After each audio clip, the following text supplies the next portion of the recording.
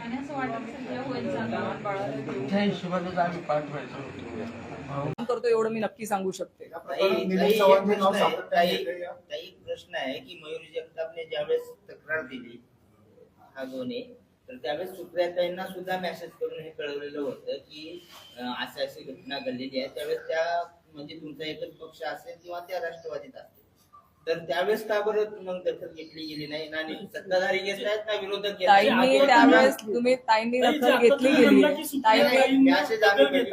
Mayuri जगतापने on record सांगितलं की खासदार सुप्रिया सुळेंना मी हे सगळं कळवलं होतं, मात्र माझी कुठलीच दखल घेतली गेली नाही आणि त्यावेळेस तुमची राष्ट्रवादी एक होती. कदाचित ताईंकडनं दखल घेतल्या गेली. ताईंनी त्यांच्या कालच्या याच्यामध्ये पण तुम्ही बघितलं असेल, बाईटमध्ये पण सांगितलेलं आहे की हे त्यांना माहिती असताना ताईंनी त्यांना समज पण दिलेली होती की हे सगळं थांबवा, जर तुम्ही हे थांबवत नसाल तर मी तुमच्या घरी पाय देखील टाकणार नाहीये.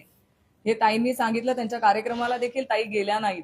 नाही, हे भावनिक उत्तर झालं, पण त्यावेळेस जर विरोधी पक्ष म्हणून किंवा सत्ताधारी पक्ष म्हणून जर कारवाई कडक करा असं म्हटलं असतं तर कदाचित आज वैष्णवीचा जीव वाचला असता. कारवाई कडक करायला ताईंनी सांगितलेलंच आहे. तुम्ही बघितलं असेल तर तिच्या पाठीशी उभं राहून ताईंनी हे केलं आणि त्याच्यानंतर त्या परिवाराच्या संपर्कात ताई नाहीत. ताईंनी त्यांना पाठीशी घालण्याचं काम केलंच नाहीये. ताईंनी उलट त्यांना तेच सांगितलंय की जर हे पाठीशी तुम्ही घालत असाल किंवा तुमच्या लोकांना त्रास देत असाल तर आमच्या बरोबर संबंधही ठेवू नका. आणि त्या माध्यमातून त्याच्यानंतर तर ते पक्ष वेगळेच झालेत सगळे आणि त्याच्यानंतर यांना पक्षाची जबाबदारी दिल्या गेली.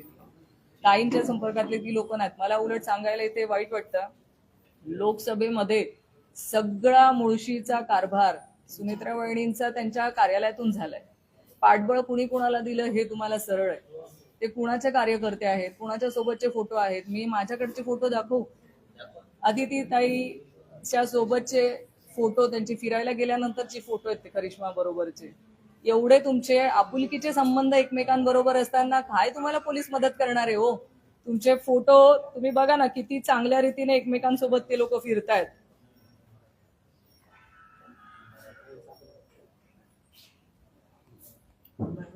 कुठला तरी फिरायला गेलेलाचा तो त्यावेळेसचा त्यांचा फोटो आहे.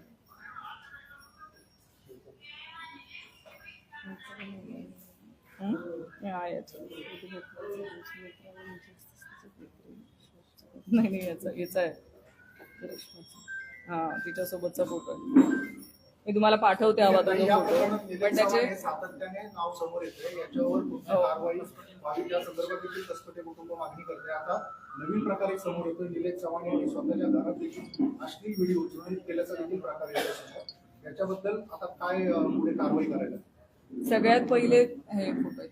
सगळ्यात पहिले तर जे त्याच व्यक्तीने हे बाळ पळवून नेलं होतं त्यांचा काय संबंध ह्याची चौकशी केली गेली पाहिजे. की ते लहान बाळ त्यांच्या ताब्यात का गेलं, त्यांनी पळवून नेल्यानंतर पोलिसांनी त्यांना अटक का करून आणली नाही, या सगळ्याचा गोष्टींचा उलगडा केल्यानंतर त्यातनं भरपूर काही निघणार आहे. मी आता त्याच्यावर बोलणार नाही कारण अजून त्याच्यात बरीचशी माहिती घेणं बाकी आहे. पण त्या व्यक्तीची तुम्ही जर पोलिसांनी सखोल चौकशी केली तर नक्कीच बरीच घाण त्याच्यामध्ये आहे आणि ती निघणार आहे बाहेर. फक्त पोलिसांनी चौकशी योग्य ती करणं गरजेची आहे. भरपूर काही आहे त्याच्या मागे. तुम्ही अजून खोलात गेलात ना तर याच्यापेक्षा बरंच काही वाईट आहे. मी अजून त्याचा पुरावा असल्याशिवाय बोलणार नाही, पण याच्यापेक्षा वाईट त्याच्यामध्ये बरंच आहे. आणि मग तुम्हाला कळेल की यांच्या घराचा आणि त्याचा संबंध काय आणि त्याच्या ताब्यात का बाळ दिलं होतं. त्याच्यात मला आता फार बिना पुराव्याशिवाय जायचं नाही.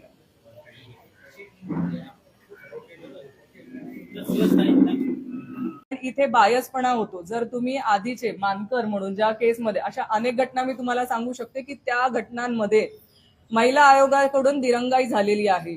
म्हणजे स्वतःच्या पक्षाचे किंवा सरकारी पक्षामधल्या लोकांचे काही विषय आले की इथे दिरंगाई होते आणि इतरांकडे मग तुम्ही आवाज ओरडून ओरडून बोलतात. पण ही जर दिरंगाई होत असेल तर पक्षाचा पदाधिकारी जो असेल त्याला कृपा करून महिला आयोगाचं अध्यक्षपद देऊ नये. तेव्हाच महिलांना न्याय, योग्य तो न्याय विदाऊट बायस होताना, म्हणजे कुठेही एक महिलांना न्याय मिळताना इथे सरळ सरळ न्याय मिळाला पाहिजे. अशा महिला आयोगाचं अध्यक्षपद अशा व्यक्तीकडे द्यावं ही आमची मागणी आहे.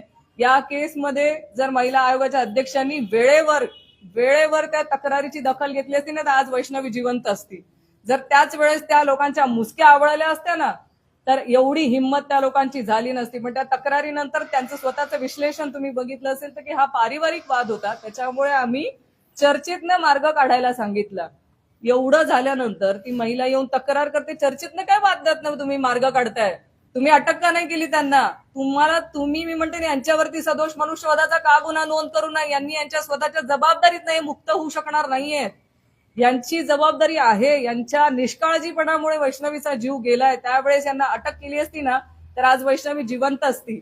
आज त्यांच्या आई वडिलांचं तुम्ही रडणं बघा हो. आपल्याला आपला जीव आकांतांड होतो आपला की किती किती निष्काळजीपणा त्या मुलीच्या आयुष्या बाबतीमध्ये झालेला आहे. ताई, महिला आयोगाच्या अध्यक्षांवर तुम्ही सदोष मनुष्यवधाचा गुन्हा दाखल करावाची मागणी करताय?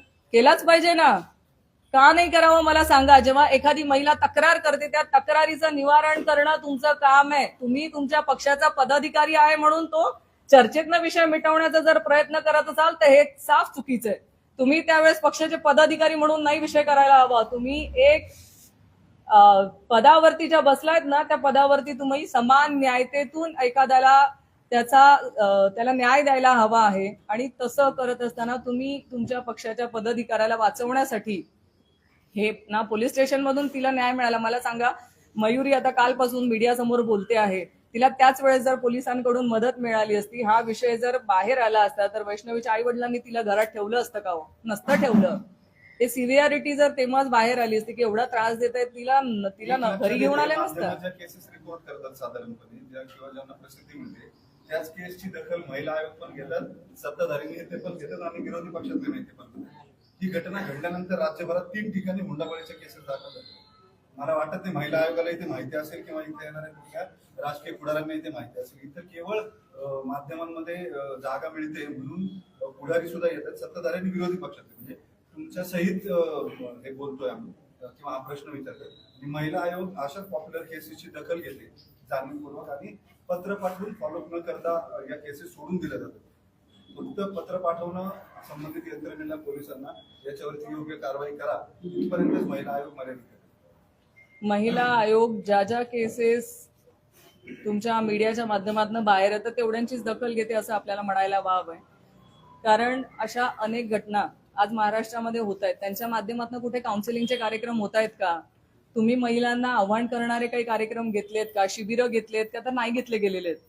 तुम्ही कायदा आणि सुव्यवस्थेच्या चांगलं तुम्ही लोकांपर्यंत, हा कायदा होऊन बरेच वर्ष झाले पण हा कायदा इम्प्लिमेंट होत असताना ज्या त्रुटी राहत आहेत, म्हणजे तुम्ही अजूनही फक्त पुण्यापुरता जरी विषय काढला तर ज्या महिला तक्रार नोंदवायला पोलीस स्टेशन पर्यंत जातात त्यांची तक्रार देखील घेतली जात नाही.